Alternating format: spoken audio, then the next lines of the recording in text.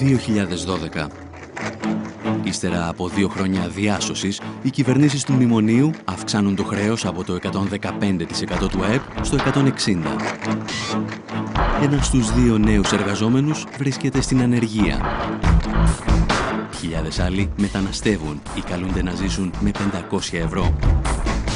Οι αυτοκτονίες αυξάνονται κατά 20% και οι άστεγοι στην Αθήνα ξεπερνούν τους 20.000. Το Σύνταγμα καταστρατηγείται. Στελέχη τραπεζών αλλά και πρώην θειασότες της Χούντας των συνταγματαρχών τοποθετούνται σε θέσεις κλειδιά του κρατικού μηχανισμού. Όλα είναι πλέον έτοιμα για την τελευταία πράξη της τραγωδίας. Την ολοκληρωτική εκποίηση της Ελλάδας.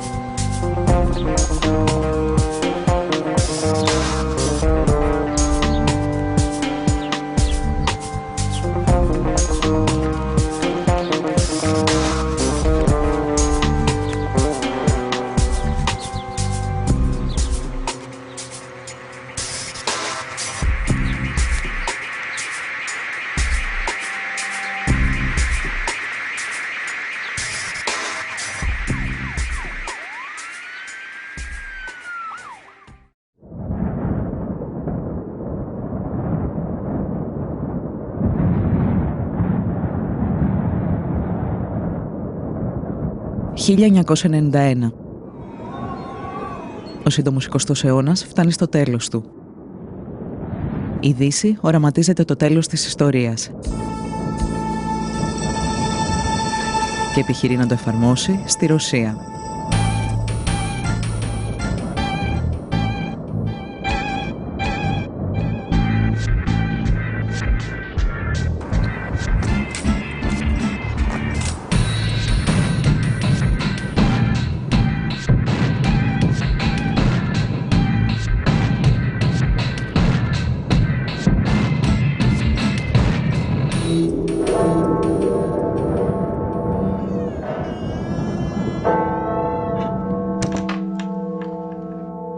In the Soviet Union, there was a sort of a pincer between the International Monetary Fund and the World Bank. And at that point, I think Larry Summers was head of the World Bank. And he says the laws of economics are like the laws of engineering. The same rules work everywhere. So that was the arrogance of that moment. The State Department funded through Harvard University a fairly small group of economists and lawyers to manage this transition for the Russians.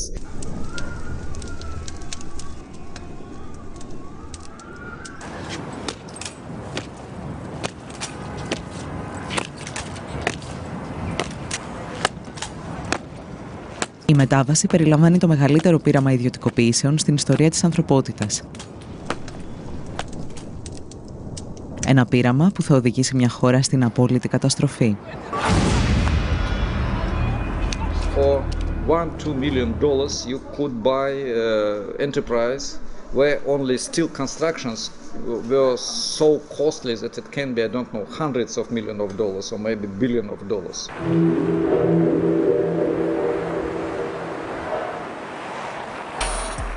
Like huge factories in Ural, in Siberia, in central Russia, former military industrial enterprises, chemical enterprises, steel enterprises, and so on.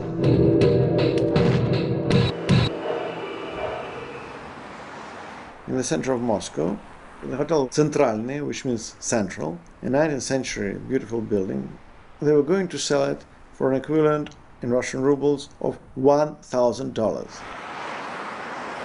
So we came there, in the foyer, in the lobby, there was a huge chandelier of the 19th century. And we asked the specialist how much would he pay for it if it is offered. He looked and said, well, $1,200. Just now, I can pay it now.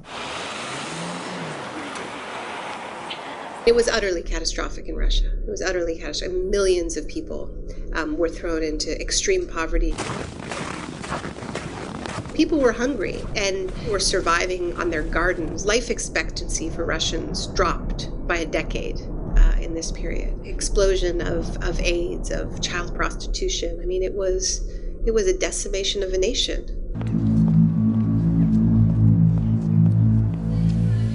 Η εκποίηση μιας χώρας που σχεδιάζεται στη Δύση και εφαρμόζεται από τους Ρώσους ολιγάρχες δεν θα μπορούσε να επιβληθεί χωρίς περιορισμό των δημοκρατικών ελευθεριών. Brutal privatization was one of the reasons why opposition started to fight and why Yeltsin and the oligarchs, newly appeared bourgeoisie and bureaucrats started to fight against parliament.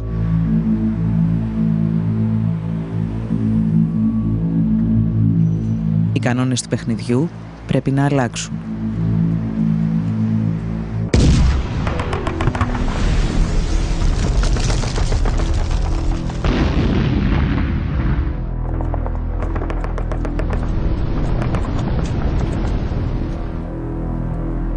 Το 1993, ύστερα από ένα μίνι πραξικόπημα εναντίον του Κοινοβουλίου, ο Γέλτσιν αισθάνεται έτοιμος να ανοίξει ολοκληρωτικά τον ασκό των ιδιωτικοποιήσεων.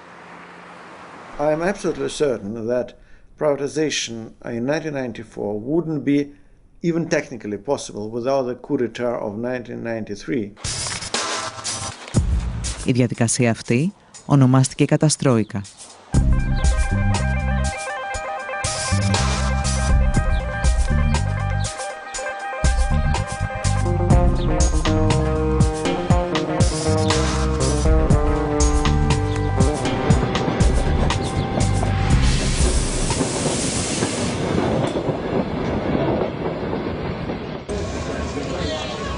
Η καταστρόικα στη Ρωσία παρουσιάζεται συχνά σαν εξαίρεση στην ιστορία των μαζικών ιδιωτικοποιήσεων.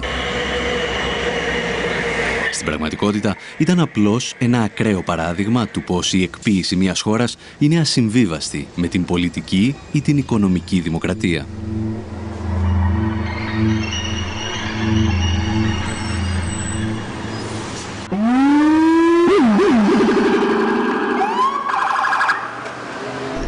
Core neoliberal policies of privatization and deregulation, cuts to social spending, often accompanied by increases in military spending.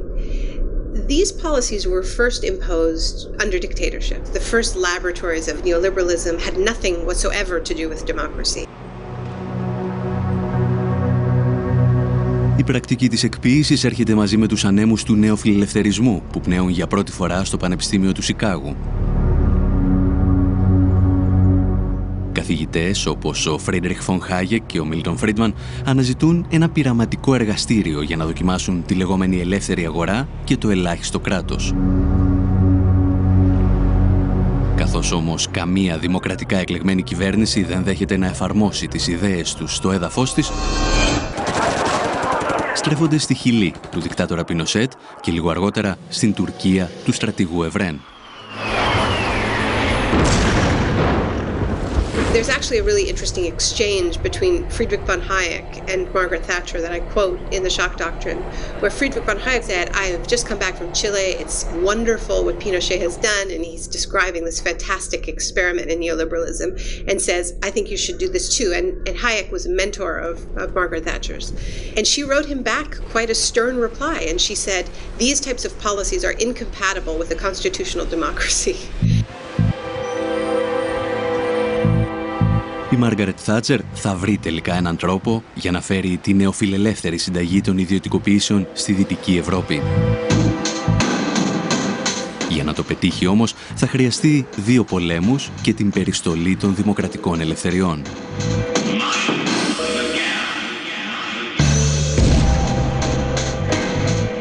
What saved Margaret Thatcher's career as a politician, what got her reelected, was the Falklands War. And she literally said, we won the war abroad and now we must win the war at home. And the war at home was a war against trade unions, and she was explicitly referring to the coal miners. And in an extraordinarily violent way, the Thatcher government just beat down that union. It was some of the most violent attacks on trade union in the Western world.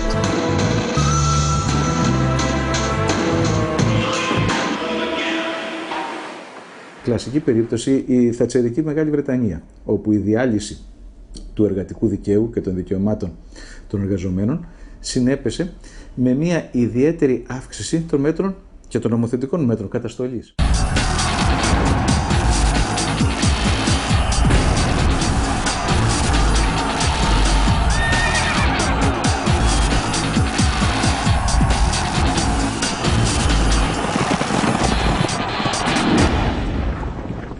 Το πιο χαρακτηριστικό είναι ότι τώρα προβλέπεται στο δίκαιο της Μεγάλης Βρετανίας ότι μια πικετοφορία η οποία θα έχει πάνω από 4 πρόσωπα έξω από ένα χώρο εργασίας θα απογορευτεί ως δυνάμει τρομοκρατική για το φρόνημα των εργαζομένων μέσα στην επιχείρηση.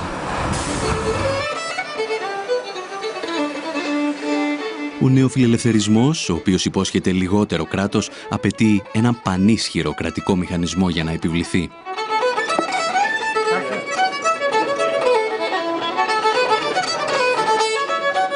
We should never forget that neoliberalism is an ideology.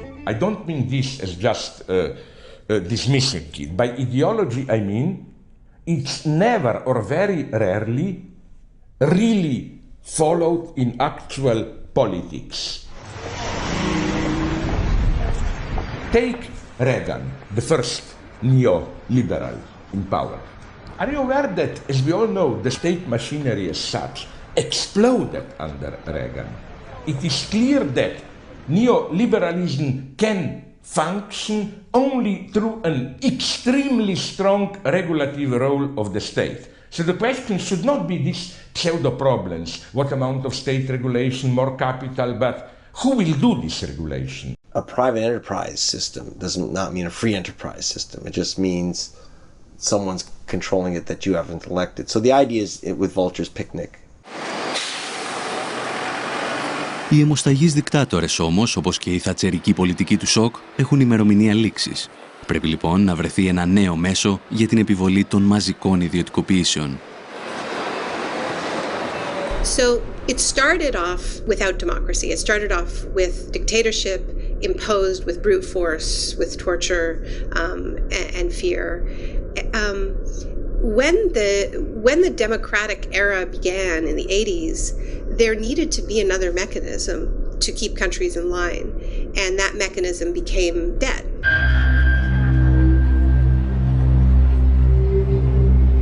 Φορείς όπως το Διεθνές Νομισματικό Ταμείο και ο Παγκόσμιος Οργανισμός Εμπορίου πρωτοστάτησαν στην εκποίηση ολόκληρων χωρών.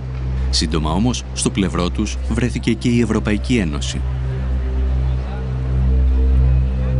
The emergency packages with the IMF have enabled the EU for the first time to actually advocate privatizations.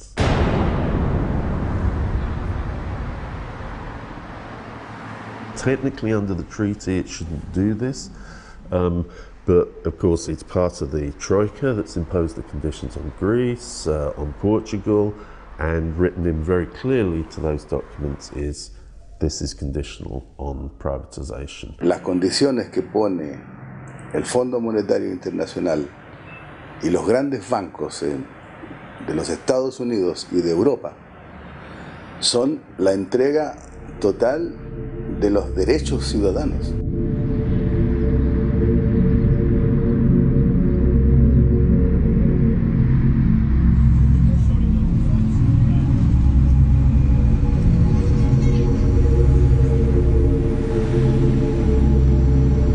No one privatizes or deregulates unless there's a hammer over their head, like in Greece now, in Spain, in Italy, when basically there's tremendous pressure on the government because there's a desperate financial situation.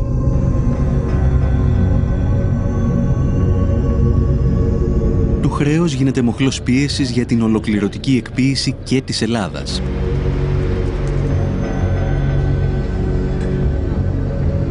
Και σε αυτή την περίπτωση όμως υπάρχει ένα μικρό εμπόδιο που πρέπει να ξεπεραστεί. Η δημοκρατία.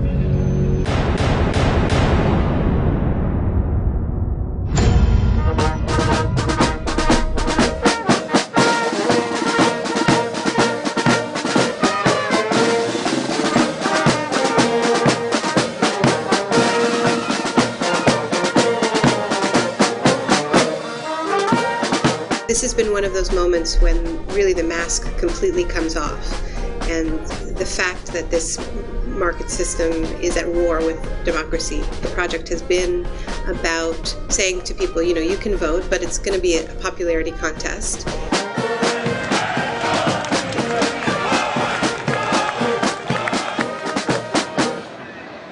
The so-called the independent central bank is a mechanism for saying, you know, politicians can't touch our toys. Η Ευρωπαϊκή Ένωση και οι ελληνικές οικονομικές ελίτ φτάνουν στο σημείο να διορίσουν έναν πρώην κεντρικό τραπεζίτη ως πρωθυπουργό της Ελλάδας.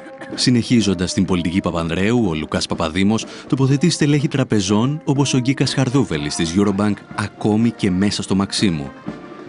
Οι σχέσεις πολιτικής και οικονομικής εξουσίας μετατρέπονται πλέον σε ένα διατραπεζικό deal.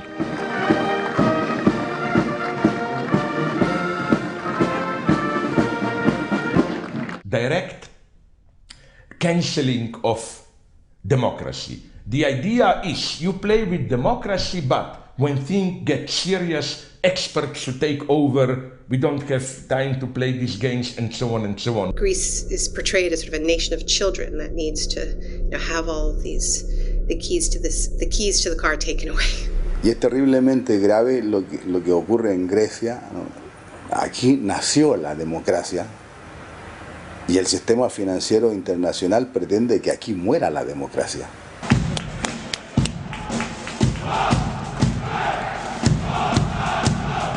Νομίζω ότι ο επιστημονικός όρος είναι χούντα.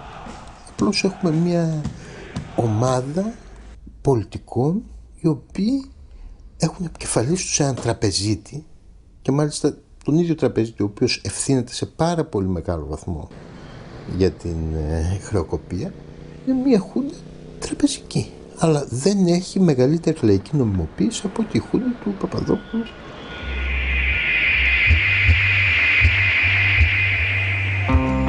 Η κυβέρνηση Παπαδήμου είναι απλώς ένα στάδιο για τον οικονομικό έλεγχο της Ελλάδας. Η Ευρωπαϊκή Ένωση θα στείλει πολλούς ακόμη τοποτηρητές.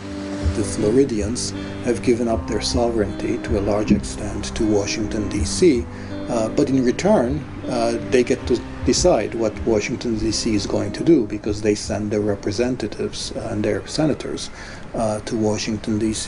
So I think that's one would need to make a commitment to that kind of a path, not to one where, you know, a German proconsul, you know, comes to Athens and runs, you know, Greek fiscal policy.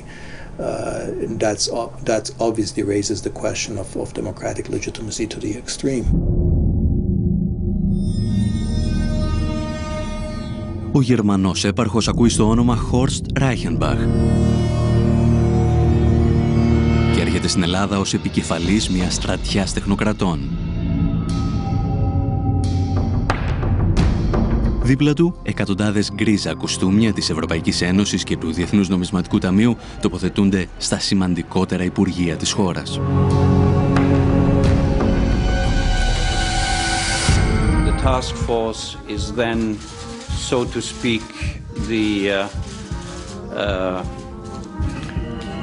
vehicle in order to bring the member states, the IMF, the OECD and others into the picture.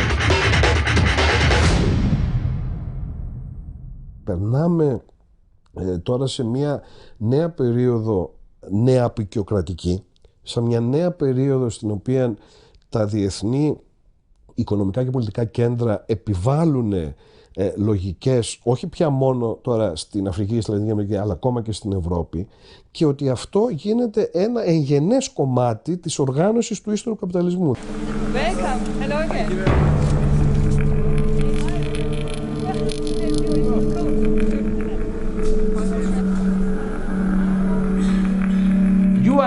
a trial case like in laboratory rabbits for all of Europe, a new authoritarian forum which, even if it remains in a superficial sense democratic, as we have seen in Greece, Italy, and it will follow, I can guarantee you, elsewhere, is being tested. Ο έλεγχος της χώρας από ξένα και ελληνικά οικονομικά συμφέροντα επιτυγχάνεται κυρίως μέσα από 2 δανειακές συμβάσεις. Στόχος να επιβληθούν οι όροι των δανειστών και να μετατραπεί η δουλειά σε δουλεία. Οι εργασιακές σχέσεις επιστρέφουν στο 19ο αιώνα. Για να περάσουν όμως αυτές οι ρυθμίσεις απαιτείται ένα ακόμη πραξικόπημα. Αυτή τη φορά κοινοβουλευτικό. Η πρώτη δανειακή σύμβαση δεν ήρθε ποτέ για κύρωση στη Βουλή. Κατατέθηκε και ποτέ δεν κυρώθηκε. Πράγμα που είναι ευθέως αντισυνταγματικό. Η δεύτερη ήρθε 3 φορές στη Βουλή ως σχέδιο. Προφανώς γιατί οι δανειστές μας ζητούσαν μικρές αλλαγές και ήθελαν να έχουν την προέγκριση βάσει του σχεδίου αυτού. Επομένως, φαίνεται καθαρά σε αυτή την περίπτωση η πρόθεση των πολιτικών ηγετών μας να μην εφαρμόζουν το Σύνταγμα, αλλά τις πολιτικές εντολές που παίρνουν απ' έξω. Όσοι τολμούν όμως να μιλήσουν για κοινοβουλευτικό πραξικόπημα, όπως και όσοι αμφισβητούν την πολιτική της κυβέρνησης και της Τρόικας, βαφτίζονται λαϊκιστές. Πραξικόπημα. Το έχουμε ξαναζήσει στην Αργεντινή. Θράσος! Ήβρι! Το να μιλάτε για πραξικόπημα επειδή η κυβέρνηση ευρυτά της πλειοψηφίας εισηγείται το χαρακτηρισμό ενός νομοσχεδίου ως κατεπήγοντος κατ' εφαρμογή του συντάγματος. Θα ζητήσετε συγγνώμη για αυτή την ύβρητη θεσμική. Είστε ο εκπρόσωπος της Ελλάδας της δραχμής, της Ελλάδας της φτώχειας, της Ελλάδας της ταπείνωσης. Εσείς προσωπικά και άλλοι όμοιοι με εσάς. Η ιδεολογική τρομοκρατία κλιμακώνεται. Τα κυρίαρχα μέσα ενημέρωσης εκβιάζουν τους πολίτες ότι αν δεν δεχθούν τις δανειακές συμβάσεις, τα ράφια των σούπερ μάρκετ θα αδειάσουν και η χώρα θα επιστρέψει στην εποχή των σπηλαίων. Θα έρθει το χάος. Η Ελλάδα θα κατρακυλήσει στον τρίτο κόσμο. Δελτίο στα τρόφιμα, δελτίο στο πετρέλαιο. Μιλάμε για μια μεταπολεμική Ελλάδα. Έχοντας καταλύσει τη δημοκρατία, οι κυβερνήσεις ετοιμάζονται για την εκποίηση της δημόσιας περιουσίας και ξεκινούν με μια δοκιμασμένη συνταγή.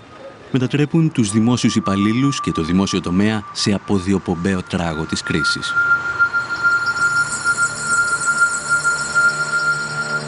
There is a sort of ideology that the public sector performs worse than the private sector, but the empirical evidence for that is not strong, and generally the public sector and the private sector perform pretty much as well as one another. Η ελληνική κυβέρνηση ψεύδεται λέγοντας αρχικά ότι δεν γνωρίζει τον αριθμό των δημόσιων υπαλλήλων και στη συνέχεια ότι αυτοί ξεπερνούν το 1 εκατομμύριο. Αποκρύπτει επίσης ότι το μέγεθος του δημόσιου τομέα και οι μέσες αμοιβές των υπαλλήλων του δεν υπερβαίνουν τον ευρωπαϊκό μέσο όρο. Οι παθογένειες της δημόσιας διοίκησης είναι δεδομένες. Συνήθως όμως είναι η κρατικοδίαιτη οικονομική ελίτ αυτή που πρώτη ρίχνει το λίθος στο δημόσιο. Έχοντας προετοιμάσει την κοινή γνώμη για την εκποίηση, αναζητείται ο μηχανισμός. Τα βλέμματα στρέφονται στη γερμανική Treuhand, την εταιρεία που μετέτρεψε τη 10η μεγαλύτερη βιομηχανική δύναμη του πλανήτη σε έναν κατάλογο αγορών 510 σελίδων.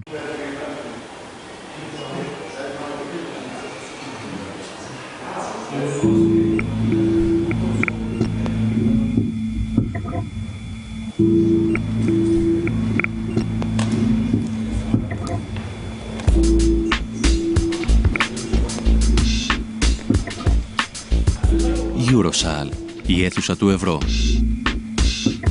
Σε ένα δωμάτιο 280 τετραγωνικών μέτρων χτυπάει η καρδιά του Γερμανικού Υπουργείου Οικονομικών. Για ορισμένους, η καρδιά ολόκληρης της Ευρωζώνης.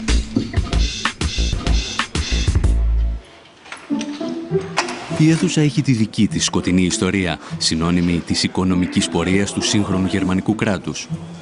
Οι επιτελείς της Luftwaffe χάρασαν σε αυτό το δωμάτιο τη στρατηγική τους για τους βομβαρδισμούς ευρωπαϊκών πόλεων.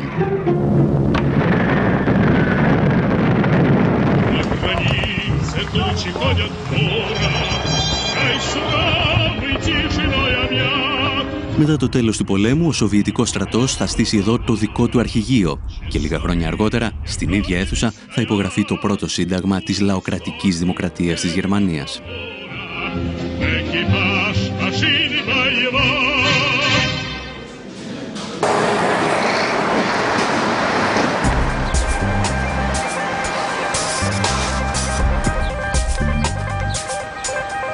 Το αρχιτεκτονικό μεγαθύριο που κατασκεύασε ο Γκέρινγκ ως το μεγαλύτερο κτηριακό συγκρότημα στην Ευρώπη στεγάζει τώρα τη μεγαλύτερη βιομηχανική επιχείρηση εκείνης της εποχής.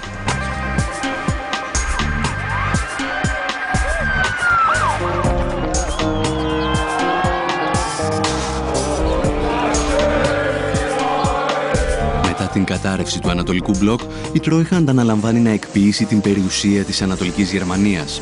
Ένα καταστροφικό πείραμα που αφήνει πίσω του εκατομμύρια ανέργους και ισοπεδώνει τη βιομηχανική βάση της περιοχής.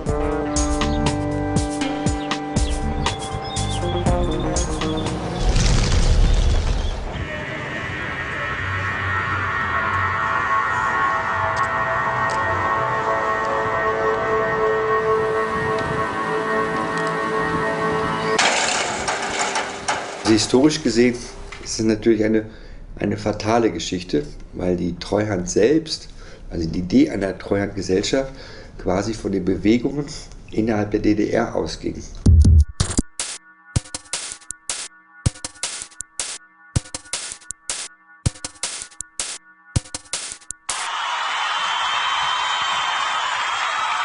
Όταν οι κάτοικοι της Ανατολικής Γερμανίας συνειδητοποιούν ότι η ενοποίηση στην πραγματικότητα ήταν μια επιθετική εξαγορά από τη Δυτική Γερμανία, η Τρόιχαντ αποτελούσε ήδη κράτος εν κράτη στο Βερολίνο. Για να λειτουργήσει το γραφειοκρατικό τερατούργημα, χρησιμοποιείται εξοπλισμός και δίκτυα επικοινωνίας των ενόπλων δυνάμεων της πρώην Ανατολικής Γερμανίας. Η Τρόιχαντ μετατρέπεται σε έναν οικονομικό στρατό κατοχής. Anscheinend während noch die DDR völkerrechtlich bestand, war aber schon maßgeblich beeinflusst natürlich von westdeutschen Politikern, von westdeutschen Managern und letztendlich auch von westdeutschen Finanzhalten. Der Treuhand war also ein beliebter Spruch, sehr wichtig, der hieß Tina. Tina heißt, there is no alternative, und das Porträt von Maggie Thatcher war auf vielen Schreibtischen. Η Τρόιχαντ έχει στην ιδιοκτησία της 8.000 επιχειρήσεις, 40.000 εργοστάσια και 4 εκατομμύρια στρέμματα καλλιεργήσιμων και δασικών εκτάσεων. Κυρίως όμως έχει στα χέρια της τις τύχες 4,5 εκατομμυρίων εργαζομένων. Και τότε ξεκινά το μεγάλο πιάτσικο.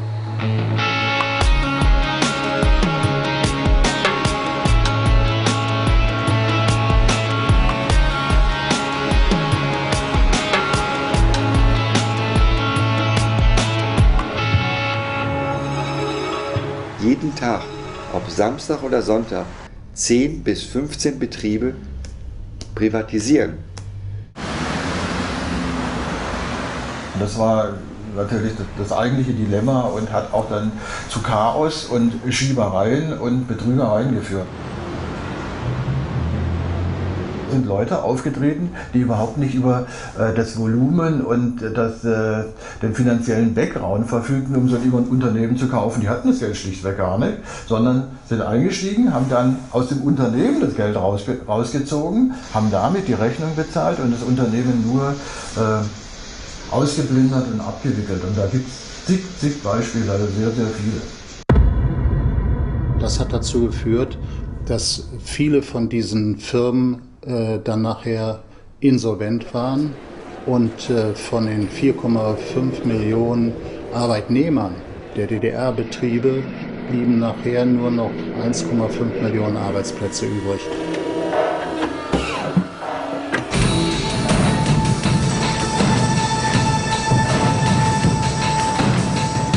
Τα κριτήρια για τις ιδιωτικοποιήσεις δεν ήταν πάντα οικονομικά. Πολλές αποφάσεις λαμβάνονταν σε πολιτικά γραφεία. Αρκετές επιχειρήσεις έκλειναν ώστε να μην απειλούν τους ανταγωνιστές τους στη Δυτική Γερμανία.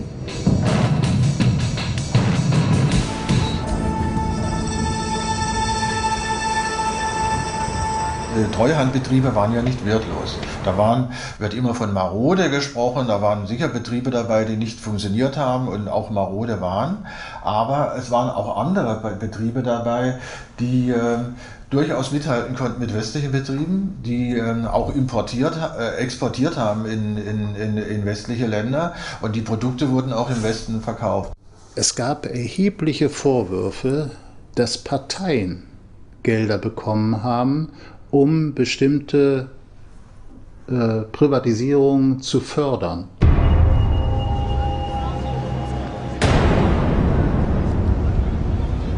Bischofferode war ein Kaliwerk und das Kaliwerk ist eben halt ein Teil der Schlüsselindustrie für Industrieprozesse und es gab sowohl im Westen Kaliwerke wie im Osten. Und natürlich hatte der Einfluss der BASF, also als konkretes Beispiel, war so groß, dass sie eben als Monopolstellung keine andere Konkurrenz dulden musste. Obwohl es Investoren für die Ostbetriebe gab, mussten sie trotzdem liquidiert werden.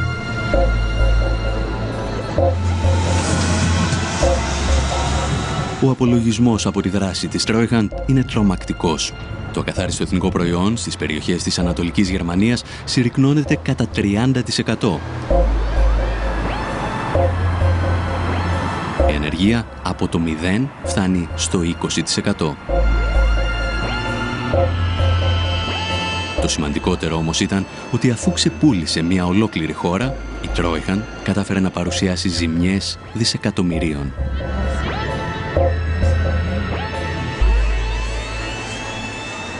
Die Treuhandanstalt etwa 300 Milliarden an Schulden gemacht hat und 60 Milliarden eingenommen hat, während man erwartet hat, dass man 600 Milliarden immer D-Mark einnimmt. Also es sind erhebliche Schulden übrig geblieben, die auch bis heute noch getilgt werden in dem sogenannten Erblastentilgungsfonds und der läuft außerhalb des Bundeshaushalts.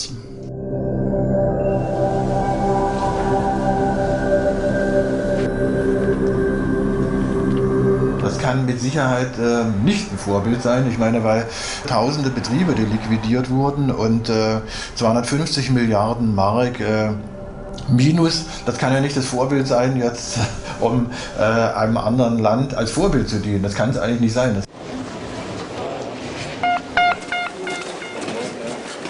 Ladies and gentlemen, good afternoon. Παρ' όλα αυτά, ο πρόεδρος του Eurogroup, Jean-Claude Juncker, παρουσίαζε την Treuhand σαν πρότυπο για την Ελλάδα. I have noted with satisfaction that Greece is willing to set up a privatization fund and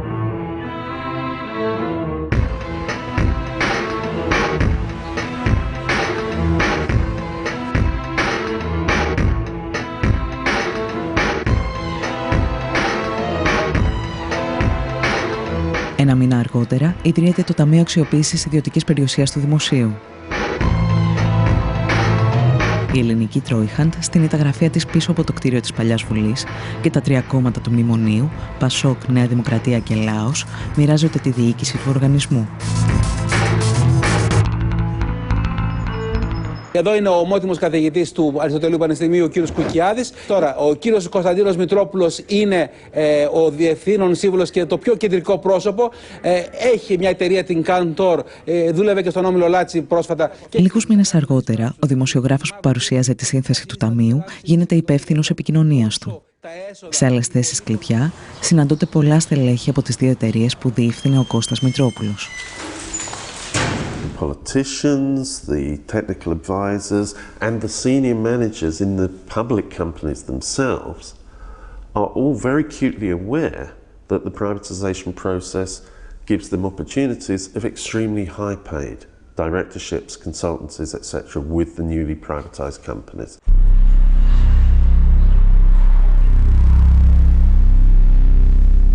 Τη θέση του τοποτηρητή στο Ταμείο καταλαμβάνουν ο Ερβέ Λερουά από την Πρεσβεία της Γαλλίας και ο Μάρτιν Βέρβεϊ από το Υπουργείο Οικονομικών της Ολλανδίας. Η Τρόικα όμως ορίζει και 3 από τα 7 μέλη του Συμβουλίου Εμπειρογνωμόνων του οργανισμού. Οι όροι που θέτει η Τρόικα στην Ελλάδα για τη λειτουργία του Ταμείου θυμίζουν κατεχόμενη χώρα. Το κόστος της ιδιωτικοποίησης πέφτει στους Έλληνες φορολογούμενους, ενώ τα έσοδα, που αρχικά εκτιμώνταν σε 50 δισεκατομμύρια ευρώ, θα πήγαιναν στους πιστωτές. The 50 billion, if these proceeds are collected by the government, they will be used for debt reduction. Το Ταμείο λειτουργεί σε συνθήκες απόλυτης μυστικότητας, παρέχοντας υπερεξουσίες στα μέλη του. Αυτά αναλαμβάνουν την πώληση ή την παραχώρηση κτηρίων, εκτάσεων, υποδομών και πακέτων μετοχών. Το Ταμείο μπορεί να εκμεταλλευτεί ακόμα και τον υγιαλό ή τα αρχαία μνημεία. Μοναδική προϋπόθεση να μείνουν στη θέση τους.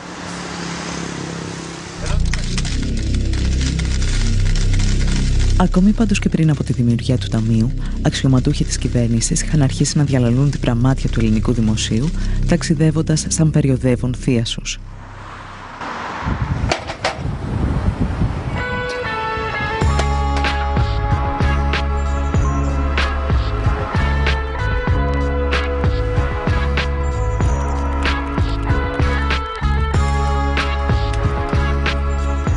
I turn up in central London at Claridge's Hotel, one of the swankiest hotels in one of the swankiest postcodes in all of Britain. You walk all the way through to the back room, and it's a kind of ballroom, and it's got 5 chandeliers. It's got more mirrored surfaces than I could possibly count. And you turn up in this room, and it's basically a group of Greek businessmen and Greek officials talking about how they're going to sell off Greek assets. Big key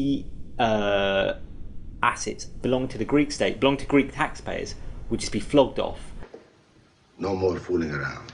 Not in this place. And we pull up our pants and we make some money. A pile of money. And at one point, they played the music from Zorba the Greek. And in this country, you can't now think of the music from Zorba the Greek without thinking of plates being smashed on the ground. Let's go. Up.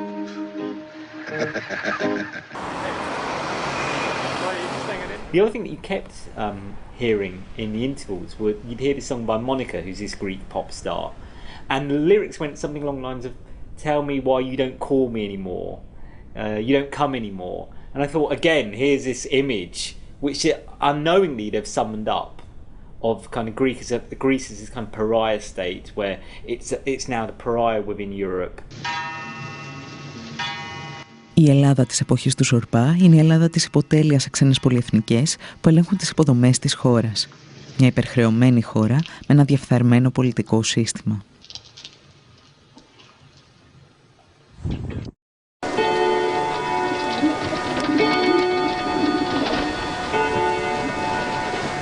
Ήταν μια πολύ παρόμοια κατάσταση στην εποχή μεταξύ των πολέμων. Υπήρχε μια περίοδος, ειδικά ανάμεσα στο 1924 και το 1930, που η Ελλάδα ήταν πάρα πολύ γόνιμο έδαφος και για δανεισμό. Υπήρχαν μια σειρά από τεράστια σκάνδαλα. Ήταν δεδομένο ότι οι κυβερνήσεις εξαγοράζονταν μέχρι και το πολύ στενό περιβάλλον του Βενιζέλου. Σε όλα αυτά είχαμε άμεσες παρεμβάσεις των ξένων πρεσβειών.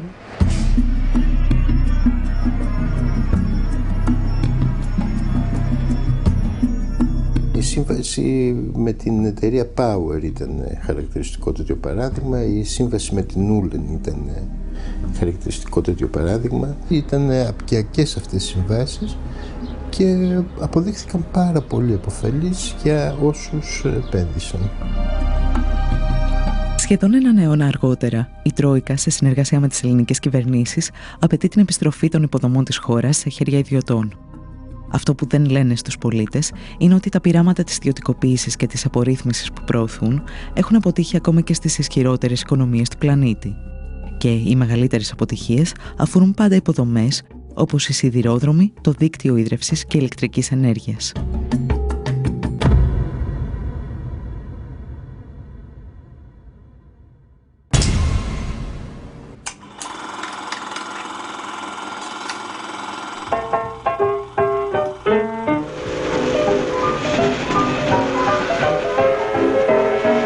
Λένε ότι μπορείς να διαβάσεις την ιστορία του παγκόσμιου οικονομικού συστήματος στις γραμμές ενός τρένου. Ο ατμός που οθεί τη βιομηχανική επανάσταση μετατρέπεται σε κερδοσκοπική φούσκα για την αμερικανική οικονομία, όταν δεκάδες ιδιωτικές εταιρείες απλώνουν χιλιόμετρα από μεταλλικές ράγες.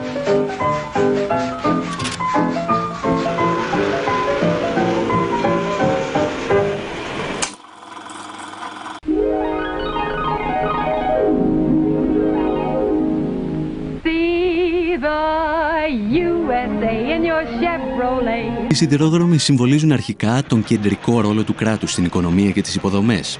Όμως, μετά το Δεύτερο Παγκόσμιο Πόλεμο, ο οικονομικός φιλελευθερισμός αντικαθιστά τα μέσα μαζικής μεταφοράς με το γιοταχή αυτοκίνητο. 4 ρόδες και ένα τιμόνι οδηγούν το μικροαστικό όνειρο στους αυτοκινητόδρομους της νέας οικονομίας. Η τάση περνά και στην Ευρώπη με καθυστέρηση μερικών δεκαετιών. Όταν οι Τούρκοι δικτάτορες δοκιμάζουν το νεοφιλελεύθερο πείραμα του Πινοσέτ, ο Τουργκούτ Οσάλ θα χαρακτηρίσει τα τρένα κομμουνιστικό δημιούργημα.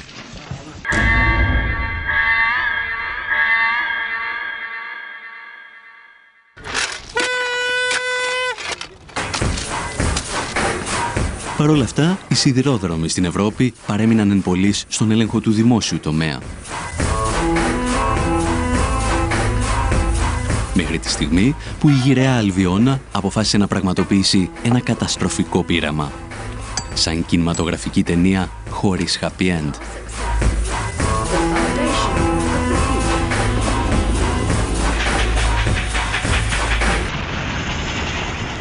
We made the navigators about the privatization of the railways after a railway worker got in touch with me with an idea for a script. But in the course of making it, it became plain, well, we knew already, that the privatisation of the railways was a disaster. Oh, Jerry, British Rail's gone. Woodburn Depot is now Northern Infrastructure, and they're going to be competing.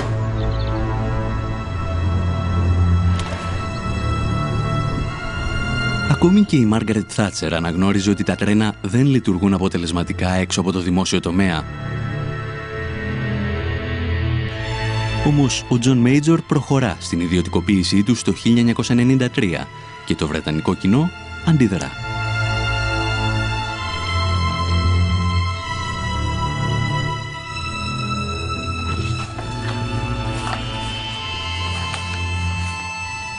They thought they belonged to them, and they were a public service, not something to be run by companies who put on cheap logos and really seem to be just in it to make money.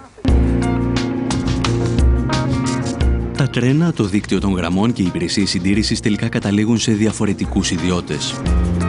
Τόσους πολλούς που στη συντήρηση και μόνο δραστηριοποιούνται 2.000 εταιρείες.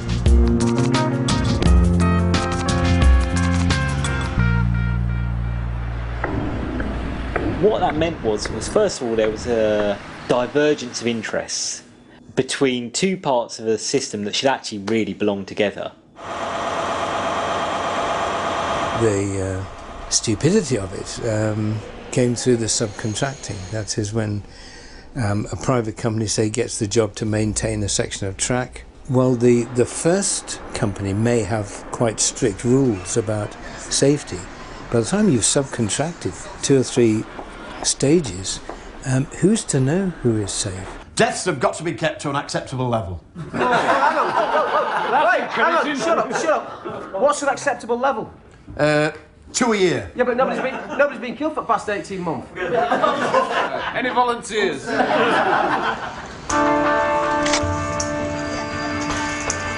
I think there has to be a case made where you say that was indecent haste and in the end it cost lives.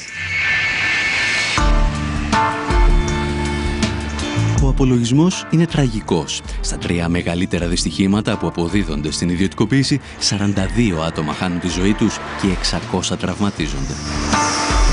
It was undoubted that in the early days of privatization, the way that the industry was privatized caused those accidents. Ο εκτροχιασμός των ιδιωτικοποιήσεων όμως δεν μετριέται μόνο σε ανθρώπινες ζωές. Privatisation was supposed to free up the railways, but has actually made it very difficult to make decisions, say, on opening new routes or closing down routes or changing schedules. But it's left a system which is very complicated, very difficult to administer.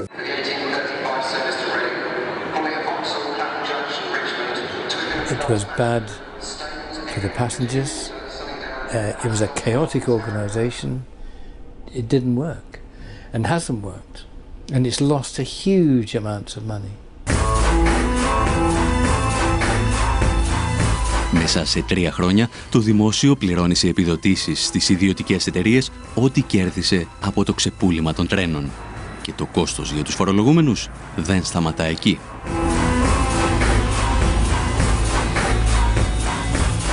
Strangely, to some extent, the railways have been renationalised. Really, it's left us with a semi-government administered system that costs a lot more than it cost under nationalisation and hasn't really delivered the investment, as the investment has largely been paid for by the public sector.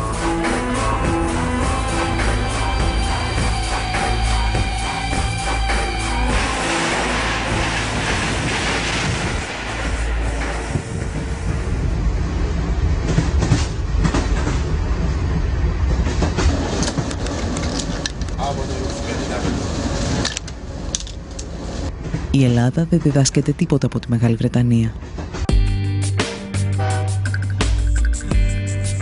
Οι κυβερνήσεις του Μνημονίου θέτουν σε εφαρμογή το σχέδιο ιδιωτικοποίησης των σιδηροδρόμων.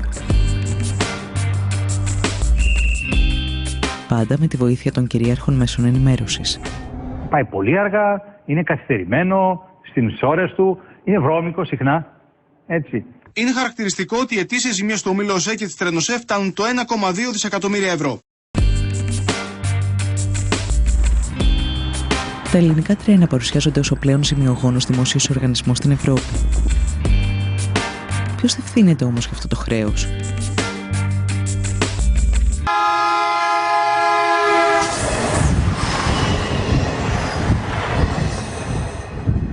Η πολιτεία υποχρεώνει το σιδηρόδρομο να δανείζεται για τα έργα του. Μια αντίστοιχη περίπτωση δεν υπάρχει στην ελληνική τέτοια, γιατί και οι αυτοκινητόδρομοι και τα λιμάνια και τα αεροδρόμια χρηματοδοτούνταν από το κράτος. Αυτό το δανεισμό σήμερα η κυβέρνηση τον μετέφερε ότι είναι χρέος του ΟΣΕ. Αυτό είναι αναλυθές και ένα μεγάλο μέρος, γύρω στις τάξεις του 70 με 80%, πράγματι είναι δανεισμός για έργα υποδομής. Τα μεγάλα κανάλια πίσω από τα οποία κρύβονται κάποιοι μεγάλοι εργολάβοι, μας βομβαρδίζουν καθημερινά με ψεύδι, με συκοφαντίες.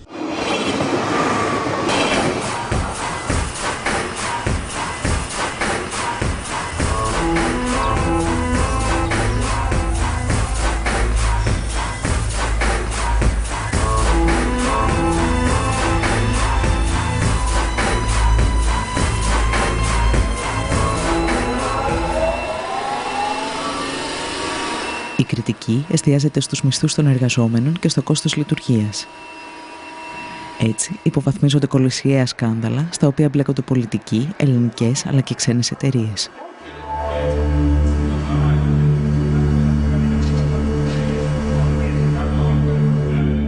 Δεκάδες εκατομμύρια ευρώ ξοδεύονται σε γραμμές που δεν λειτουργούν ποτέ.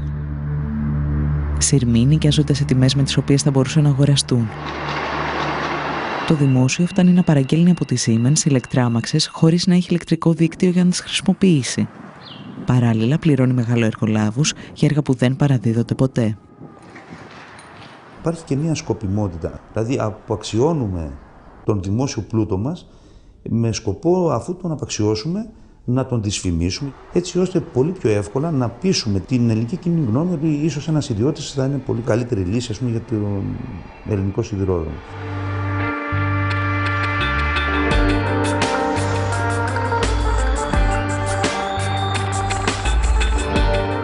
Στο όνομα της εξυγίανσης, η κυβέρνηση απαξιώνει περαιτέρω το σιδηρόδρομο. Μειώνει δραστικά το προσωπικό, υποβαθμίζοντας την ποιότητα, αυξάνει πάνω από 60% τις τιμές των εισιτηρίων και κλείνει μεγάλο μέρος των γραμμών.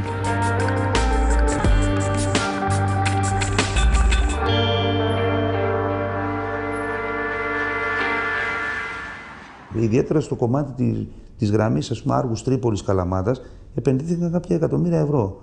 Και σήμερα δεν υπάρχει τρένο εκεί. Μετρώντας μόνο κέρδη ή ζημιές, οι υποστηρικτές της ιδιωτικοποίησης ξεχνούν ότι ο σιδηρόδρομος είναι πάνω απ' όλα ένα αγαθό για την εξυπηρέτηση του πολίτη. Ένα αγαθό για το οποίο έχουν πληρώσει γενιές Ελλήνων φορολογούμενων. Κάποτε στην Ελλάδα, ας πούμε, κρατικοποιούσαν τα χρέη των ιδιωτών. Σήμερα στην Ελλάδα προσπαθούν να ιδιωτικοποιήσουν τα κέρδη που θα μπορούσε να έχει ο πολίτης μέσα από κρατικές υπηρεσίες. Τι επένδυσε ο ιδιώτης ώστε να πάρει αυτό το τομέα σε τιμή πολύ χαμηλή, ας πούμε, από την αξία του ίδιου του έργου.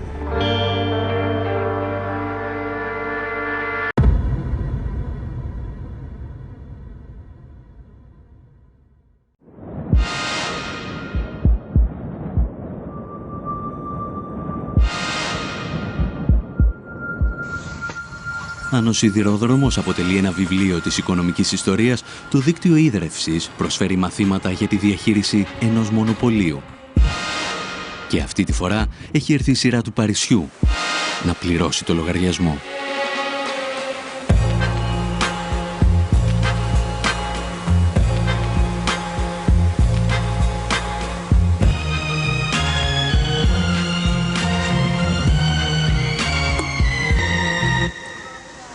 Water is the outstanding example of a monopoly.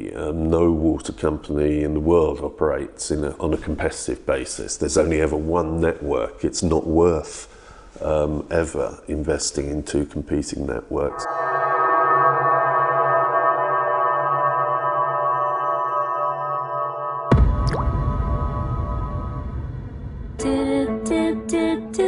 Δύο πολυεθνικές με τεράστια οικονομική και πολιτική ισχύ, η Βεόλια και η Σουέζ, διεκδικούν τη διαχείριση του δικτύου ίδρευσης του Παρισιού και ο Ζακ Σιράκ τους την προσφέρει.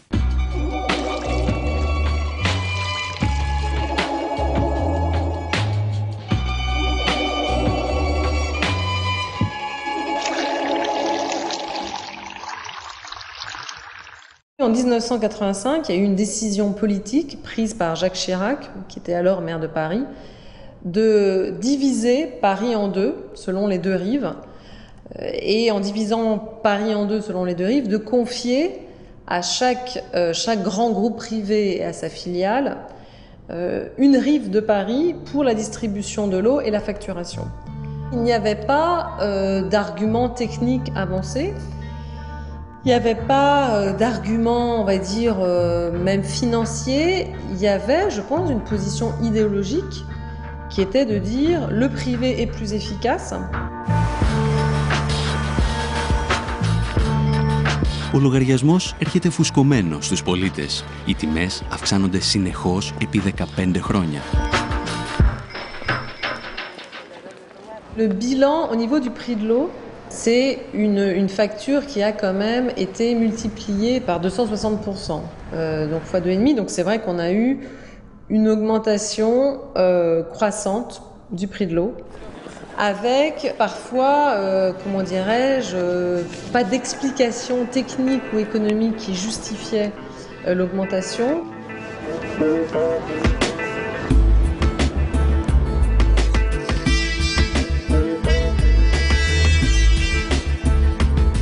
C'est avec le changement de municipalité et de majorité municipale en 2001, quand il y a eu une majorité plurielle de gauche, d'écologistes, de communistes qui est arrivée à la tête de Paris, qu'on a décidé de reprendre en main tout le service de l'eau.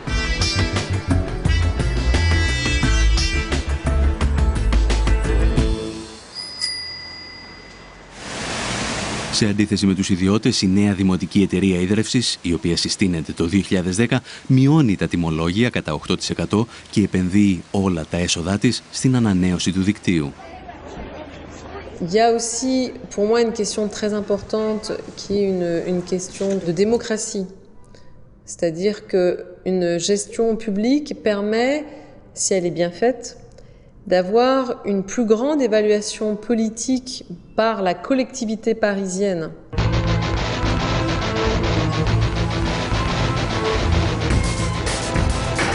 Η Βεόλια και η Σουέζ αντιδρούν, αφού κάνουν καθαρό εισόδημα 60 και 30 εκατομμυρίων ευρώ ετησίως. Ασκούν πιέσεις στην κυβέρνηση, στο Δήμο και στα συνδικάτα εναντία στην Άν Λεστράτ, η οποία κίνησε τη διαδικασία. De fait, il considère que je suis un peu le diable incarné. Η μάχη του Παρισιού φέρνει στο φως το παρασκήνιο της διαπλοκής ανάμεσα στις πολυεθνικές του νερού και την πολιτική εξουσία. Jérôme Monod, qui était le dirigeant de la Lyonnaise des Eaux, était celui qui avait été l'un des dirigeants du parti de Jacques Chirac. Παρά τις διασυνδέσεις τους όμως, οι πολυεθνικές του νερού φαίνεται να χάνουν τη μάχη με τους πολίτες. There were a number of political campaigns and battles fought right across Europe, and indeed right across the world at the time. The result of those battles was largely that people rejected water privatization very strongly. Η Ευρωπαϊκή Ένωση όμως γυρίζει την πλάτη της στις αποφάσεις των πολιτών. Γραμμή στις Βρυξέλλες χαράσουν οι πολυεθνικές και επόμενος στόχος τους είναι η Ιταλία.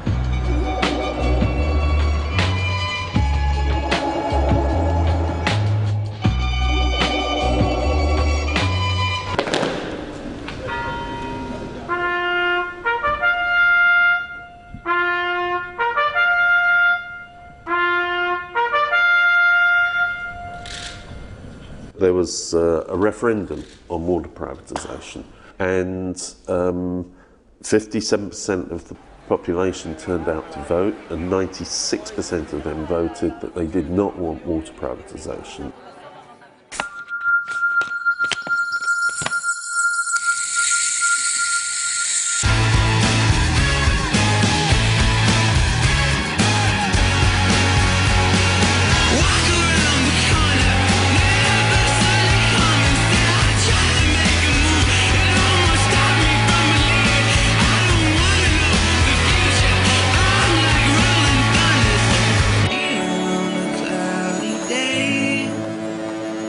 Even Berlusconi said, I can't privatise the water. There's been a referendum that says we're not allowed to. Berlusconi is now being replaced by a government headed by bankers, as similar processes happened in Greece. And again, European officials have said to the Italian government, we expect a privatisation programme and we expect it to include water.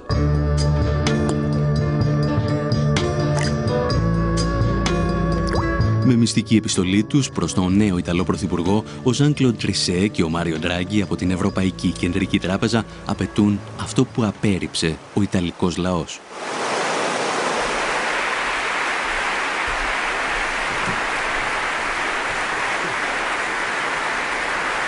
The fact that it was now illegal under the Italian constitution to privatise water was irrelevant. A fundamentally undemocratic process, and again similar to the kind of pressures that have been put on Greece. I spoke just this weekend with the new Prime Minister, Mr. Papademos. I spoke also with Prime Minister Monti, and I know they are very committed to respect the commitments taken, because they understand that without this, in fact, there will not be financial stability in their countries.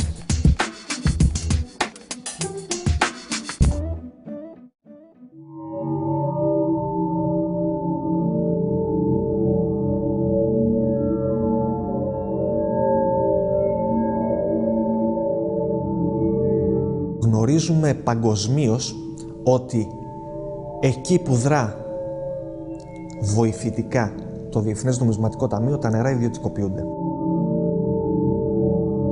Γνωρίζουμε πολύ καλά ότι υψηλόβαθμα στελέχη των Σουέζ και Βεόλια είναι υψηλόβαθμα στελέχη και σύμβουλοι του Διεθνούς Νομισματικού Ταμείου. Γνωρίζουμε πολύ καλά ότι στελέχη της Σουέζ και Βεόλια έχουν σχέσεις με την Ευρωπαϊκή Κεντρική Τράπεζα.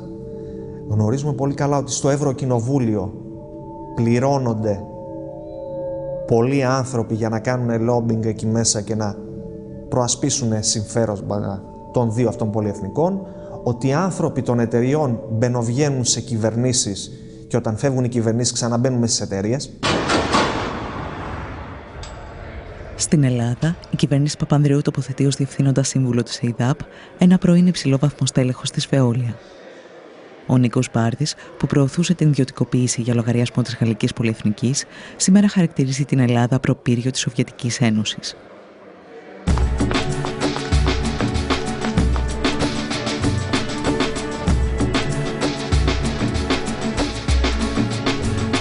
Τα σχέδια ιδιωτικοποίησης όμως δεν ξεκινούν την εποχή του μνημονίου. Η εκποίηση του δικτύου ίδρευσης και αποχέτευσης στην Αθήνα και τη Θεσσαλονίκη αρχίζει επί κυβερνήσεων Σιμίτη με την εισαγωγή στο χρηματιστήριο. Μέσα σε μια δεκαετία τα τιμολόγια έχουν αυξηθεί πάνω από 200%. Οι υπηρεσίες αντίστοιχα όμως δεν έχουν βελτιωθεί κατά 200%. Οι υπηρεσίες έχουν χειροτερεύσει πάρα πολύ. Το 2008 η Νέα Δημοκρατία ξαναφέρνει στο προσκήνιο το θέμα της ιδιωτικοποίησης και 3 κοινοπραξίες λαμβάνουν θέσεις μάχης.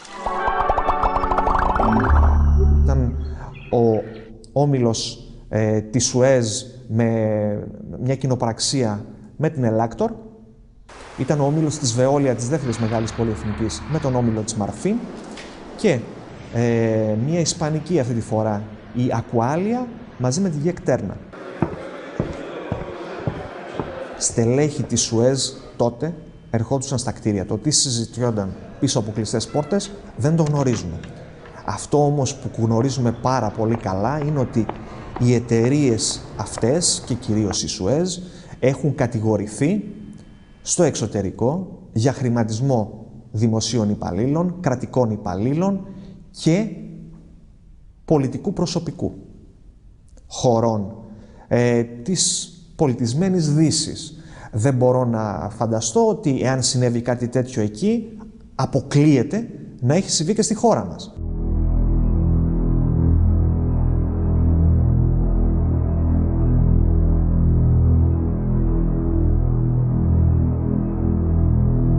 Η προκήρυξη των εκλογών διέκοψε ή έχει αναστείλει προς το παρόν την πορεία ιδιωτικοποίησης της ΕΙΑΘ. Θέλω να μου πείτε αν γίνεται κυβέρνηση, εάν θα συνεχίσετε αυτή τη διαδικασία ή αν διαφωνείτε με αυτή την προοπτική. Είμαστε αντίθετοι στην ιδιωτικοποίηση των υδάτινων πόρων.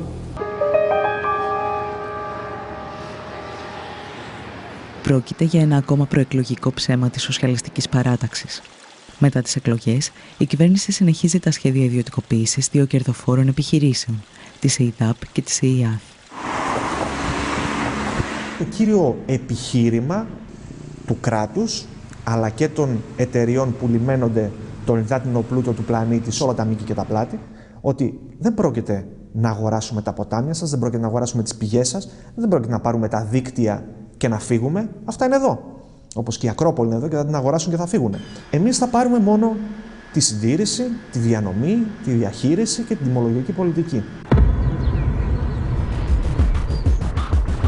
Αυτό που παραλείπουν να πούν οι θειασότες της ιδιωτικοποίησης είναι ότι το κόστος αντικατάστασης του δικτύου παραμένει στους πολίτες. Συνεπώς, οι εταιρείες δεν έχουν κανένα κίνητρο για να στηρούν αυτό το δίκτυο.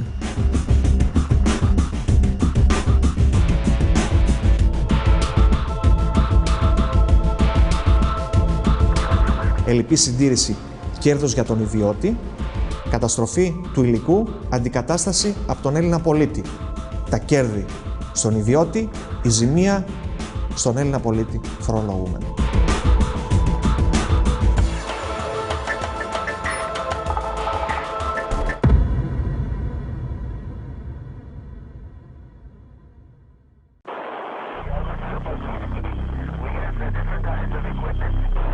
Σαν μαθητευόμενος μάγος, η Ευρώπη θα πληρώσει ακριβά τις ιδιωτικοποιήσεις των υποδομών.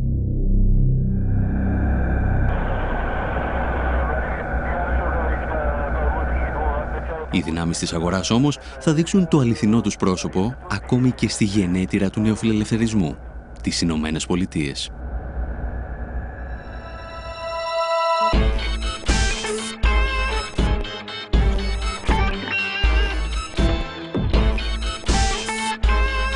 Στα στα τέλη της δεκαετίας του 90, η Καλιφόρνια απελευθερώνει την αγορά ηλεκτρικής ενέργειας. Όμως, ο πολιτισμός της απορρίθμισης χάνεται μόλις κοπεί το ρεύμα.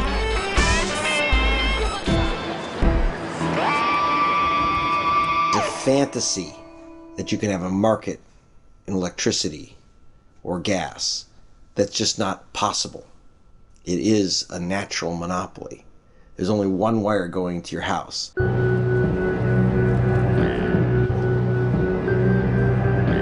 That's my word. This is a basic kind of introductory economic story that if you have something that tends towards a natural monopoly, then you don't have the competitive forces of the market to discipline producers. But you need some sort of regulatory structure, otherwise you're just inviting basically companies to rip you off. Historically, utility rates in the United States were very heavily regulated, very tightly controlled. In the 90s, they changed that. They started to change that.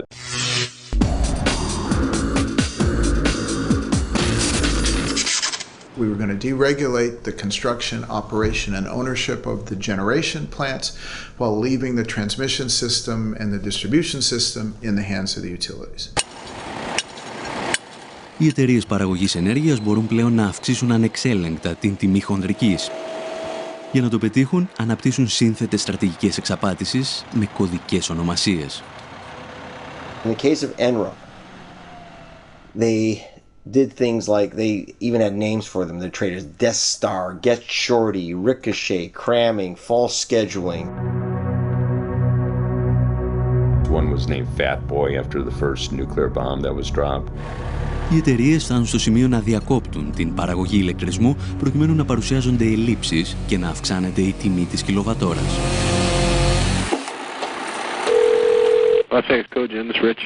Hey, Rich. This is Bill up at Enron. This is going to be a word-of-mouth kind of thing. Okay. We want you guys to get a little creative. Okay. And come up with a reason to go down. Okay, so we're just coming down for some maintenance. We have people from Enron on tape laughing about how they were pulling power offline and how they were sending grandma's rates through the roof. So the rumor's true? They're fucking taking all the money back from you guys? All that money you guys stole from those poor grandmothers in California? Yeah, Grandma Millie, man. Yeah, now she wants her fucking money back for all the power you charged jammed right up her ass for fucking $250 a megawatt hour.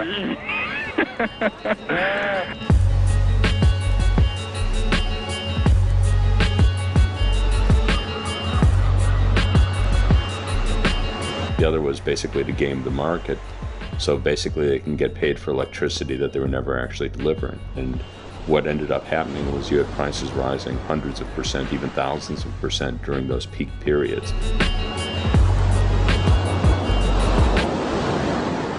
Enron corrupted our system deeply, but it wasn't just Enron. And the idea that just Enron was one bad apple is wrong. All 6 of the big power companies were involved in conspiracies. Enron could not act alone.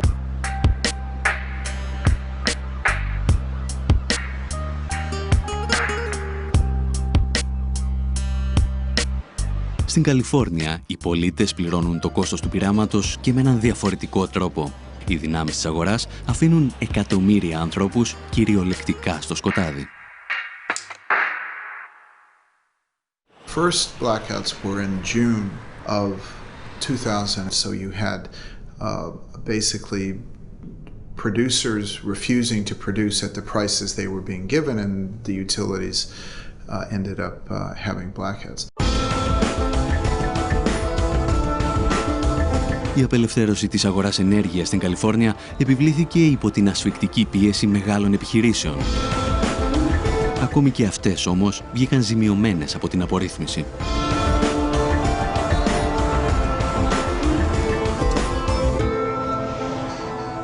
The irony, of course, is that major utility users, big businesses who use vast amounts of energy, were major advocates for the deregulation. When the energy crisis hit, they were among the most significant victims, given the amount of energy that they consumed. Καθώς οι τιμές λιανικής δεν μπορούσαν να ακολουθήσουν το ξέφρενο κερδοσκοπικό παιχνίδι στις τιμές χονδρικής, το σύστημα άρχισε να καταρρέει. The more energy they provided, the more money they lost, and faster and faster and faster. And so in very short order, one of our two investor-owned utilities here in California declared bankruptcy, and the other one was awfully close. The story was re-regulation. If you leave that to the market, then you could run into a situation at those peaks where the price literally becomes ridiculous, which is what happened in California.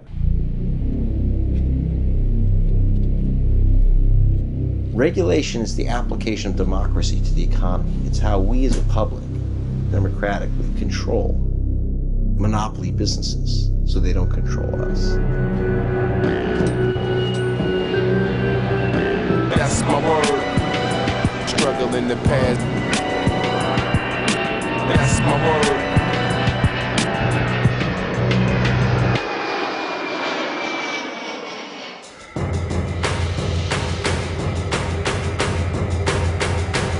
Η Ευρώπη θα γνωρίσει τις δικές της σκοτεινές ημέρες από την απορρίθμιση και τις ιδιωτικοποίησεις στην αγορά ενέργειας. Η απορρίθμιση ξεκινά με τη συνθήκη του Μάστριχτ, όταν η Ευρωπαϊκή Ένωση υπόσχεται βελτίωση των υπηρεσιών και μείωση των τιμών.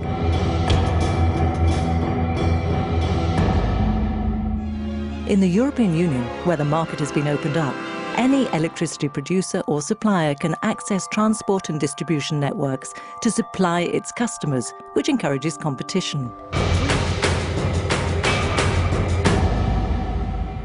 Μέχρι το 2006, κανένας ιδιώτης δεν πήγε να επενδύσει στην ηλεκτροπαραγωγή. Αυτές είναι βασικές δημόσιες υποδομές, απαιτούν μεγάλα κεφάλαια και έχουν πολύ αργά απόσβεση αυτών των επενδύσεων. Δεν δίνουν δηλαδή το γρήγορο και εύκολο κέρδος που απαιτεί ο ιδιώτης. Σταδιακά λοιπόν από το 2000 μέχρι το 2006, για να γίνει η αγορά ελκυστική στους ιδιώτες και να επενδύσουν, άρχισαν να αυξάνονται συνεχώς τα τιμολόγια της λαϊκής κατανάλωσης. Οι φορολογούμενοι δεν πληρώνουν απλώς αυξημένα τιμολόγια. Χωρίς να το γνωρίζουν, πριμοδοτούν τους ιδιώτες που δραστηριοποιούνται στην παραγωγή.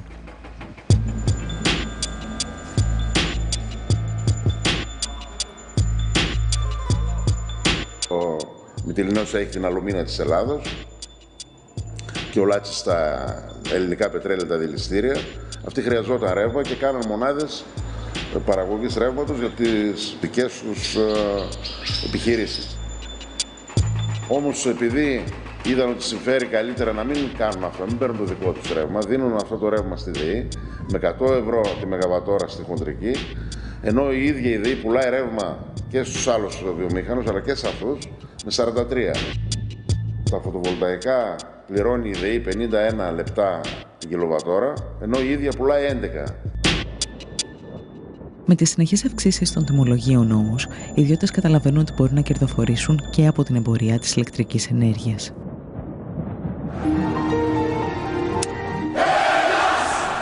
Η νούμερο 1 ιδιωτική εταιρεία ηλεκτρικής ενέργειας είναι εδώ. Ο Δόκτωρ Λάμπρος ο ρευματολόγος και η κυρία Φωτεινή άλλαξαν ρεύμα χωρίς καμία αλλαγή στο μετρητή τους. Κάποια στιγμή λοιπόν εμφανίστηκαν και οι ιδιώτες πάροχοι. Τι σημαίνει λοιπόν πάροχος? Σημαίνει απλά μεσίτης. Γι' αυτό και ονομάζονταν και αεριτζίδες, γιατί δεν είχαν τίποτα. Για να μιλάμε με νούμερα, με 60.000 δηλαδή μετοχικό κεφάλαιο, μιλάμε για αστείο ποσό, μπορούσε κάποιος να πάρει άδεια ως πάροχος ηλεκτρικής ενέργειας. Μια εταιρεία που παράγει ενέργεια από ανανεώσιμες πηγές. Από πού έπαιρναν την πράσινη ενέργεια που διαφήμιζαν? Από τη ΔΕΗ.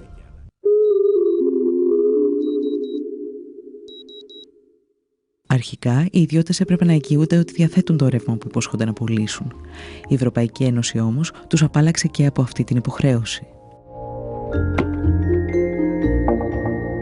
Δεν χρειαζόταν δηλαδή να έχει ο άλλος εγγύηση ότι έχει αυτό που σκοπεύει να πουλήσει.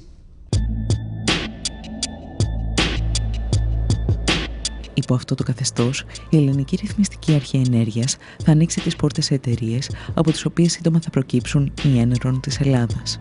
Υπάρχουν 63 άδειες σε τέτοιους παρόχους. Η μεγαλύτερη ήταν η Ενέργεια και η Ελλάς Power. Οι δύο εταιρείες δεν αποδίδουν στο δημόσιο σειρά από δαπάνες που αυτό πραγματοποιεί για την παραγωγή και διανομή του ρεύματος. κάποια στιγμή έπαψαν να αποδίδουν οποιαδήποτε χρήματα, δηλαδή ακόμα και αυτά που απαιτούνταν για την ενέργεια που είχαν συμβολαιοποιήσει να αγοράσουν. Σέπραξαν και το γνωστό χαράτσι για το ρεύμα και βγήκαν όλα αυτά τα ωραία χρήματα στην Ελβετία.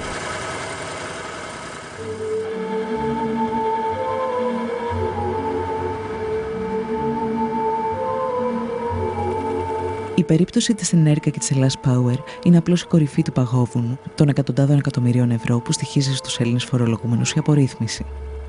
Στα 12 χρόνια της έναρξης της απελευθέρωσης της αγοράς ηλεκτρικής ενέργειας, ούτε η γραφειοκρατία μειώθηκε, ούτε οι υπηρεσίες έγιναν καλύτερες προς τους καταναλωτές, ούτε το μείγμα καυσίμου βελτιώθηκε, αντίθετα η εξάρτηση της χώρας βάθινε ενεργειακά και τα τιμολόγια έχουν αυξηθεί σε τάξη άνω του 80%.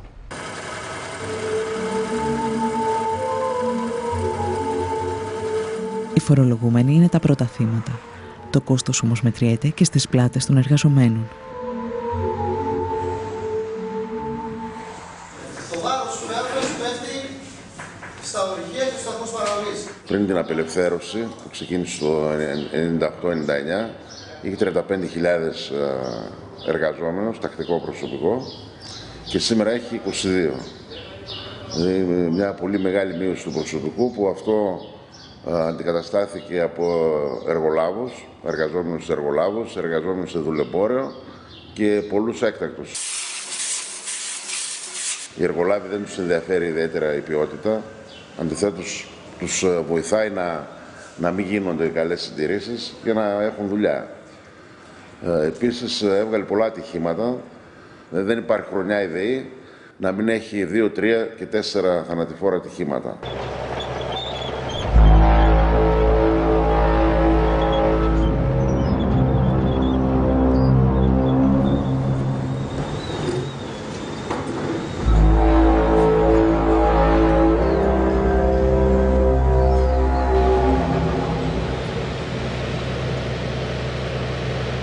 Αδιαφορώντας και το δημόσιο συμφέρον και τις επιπτώσεις στην κοινωνία, τα κόμματα του Μνημονίου προωθούν τώρα και την ολοκληρωτική εκποίηση της δημόσιας επιχείρησης ηλεκτρισμού. Η πραγματική της αξία, και εγώ θα πάρω την επίσημη εκδοχή, μιλάμε έτσι για 16-17 δις ευρώ. Πόσο αποτιμάται αυτή τη στιγμή στο ελληνικό χρηματιστήριο? 750 με 800 εκατομμύρια. Η μονάδα, η 5, στην Πτολεμαΐδα που σχεδιάζεται να κατασκευαστεί, έχει προϋπολογισμό 1,5 δις. Ολόκληρη η ΔΕΗ θα πουληθεί λιγότερο από όσο μία μονάδα της.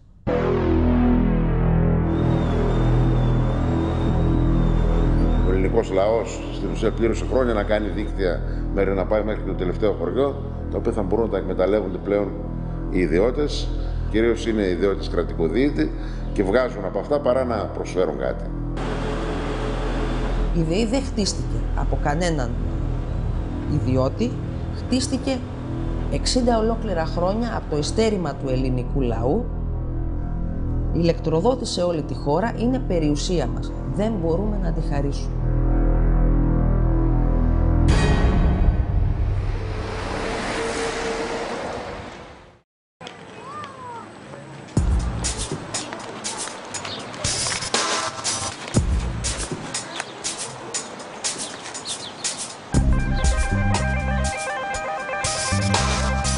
Δεκάδες παραδείγματα από όλο τον κόσμο αποδεικνύουν ότι οι ιδιωτικοποιήσεις πλήττουν τους πολίτες, τους εργαζόμενους, αλλά και τις παρεχόμενες υπηρεσίες.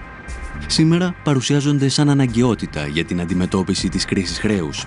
Ωστόσο, ακόμη και οι οπαδοί της ιδιωτικοποίησης διαφωνούν με αυτή την άποψη.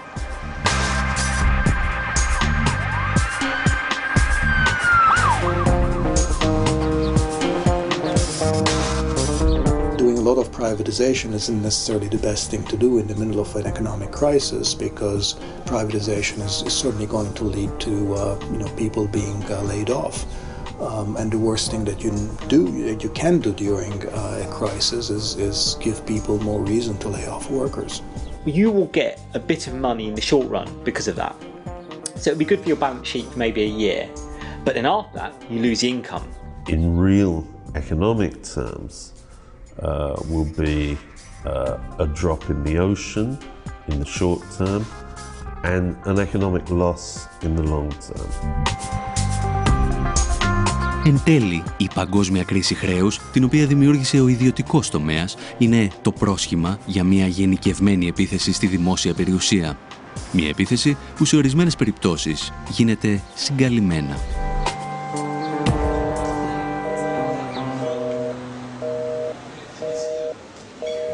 Η ιδιωτικοποίηση πραγματικά δεν αφορά μόνο την περίπτωση που φεύγουν ολόκληρες δραστηριότητες από το δημόσιο, ας πούμε τη μορφή παραχώρησης δημόσιας υπηρεσίας. Μια μορφή ιδιωτικοποίηση είναι επίσης όταν τα πανεπιστήμια θα αξιολογούνται όχι μόνο με βάση την εκπαίδευση την οποία δίνουν, κατά πόσο είναι υψηλού επίπεδου ή όχι, αλλά και κατά πόσο αυτές οι υπηρεσίες εκπαιδευτικές γίνονται αποδεκτές από την αγορά.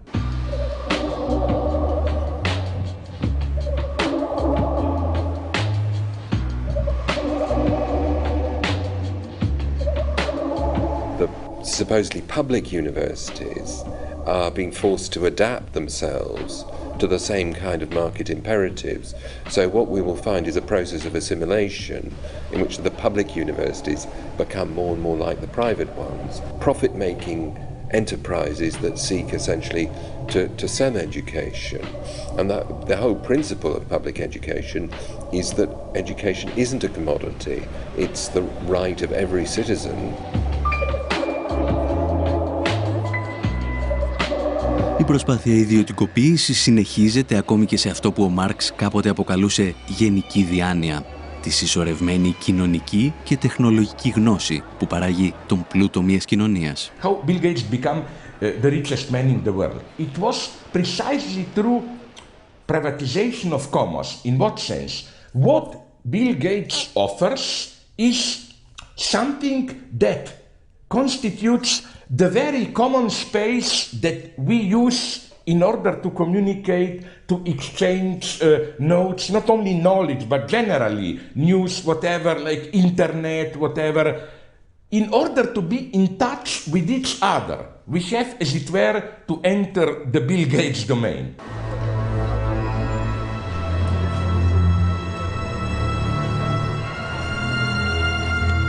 Απέναντι όμως στην προσπάθεια ιδιωτικοποίησης των πάντων γεννιούνται και ισχυρές αντιστάσεις από ανθρώπους που γνωρίζουν ότι όλα μπορούν να αλλάξουν αν υπάρξει πολιτική βούληση.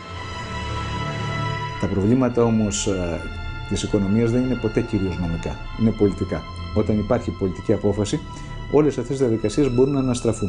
In places like Argentina, Bolivia, Ecuador, retaking of the private systems, of privatized systems. In some cases, because they had to. There are remunicipalizations happening now in Europe. What's happened in Germany over the last 2 years has been quite widespread remunicipalization of electricity services. Η απάντηση στις ιδιωτικοποιήσεις όμως δεν μπορεί να είναι η επιστροφή στην κατάσταση που μας έφερε ως εδώ. Στόχος είναι πάντα η δημόσια περιουσία να ελέγχεται από αυτούς που τη δημιούργησαν, τους εργαζόμενους. I think we have to learn lessons from the past and the management structure needs to be more democratic. Authority needs to come from the bottom, not from the top. Πρέπει ο ελληνικός λαός να δώσει μάχη για αυτά, γιατί αν δεν το κάνει δεν πρόκειται να ξανασηκωθεί. I hope the Greek people will fight it and I hope other European trade unions will help them. To students and workers in Greek universities, I say that resist with all your might and main. No, you are not victims. Okay, you can. You are, but basically you are fighting, my God.